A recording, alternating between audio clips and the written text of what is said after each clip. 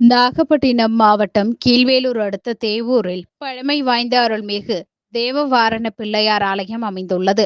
இவ்வாலயத்தை புனராவர்த்தனம் செய்யப்பட்டு முழுவதுமாகவே கருங்கற்களால் புதிதாக கட்டப்பட்டு மகா கும்பாபிஷேகம் நடைபெற்றது. கும்பாபிஷேக விழா கடந்த 25ஆம் தேதி விக்னேஸ்வர பூஜையுடன் தொடங்கியது. தொடர்ந்து யாகசாலை பூஜைகள் நடைபெற்று பூர்ணாகூதி தீபாராதனை நடைபெற்று வந்தது.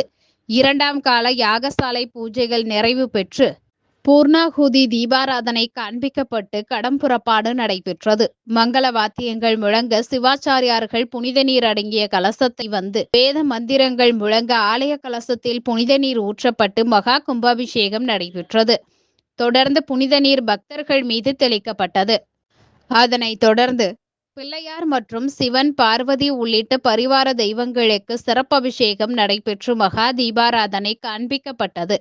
இதில் சுற்றுவட்டார பகுதிகளை சேர்ந்த திரளான பக்தர்கள் பங்கேற்று சாமி தரிசனம் செய்தனர்.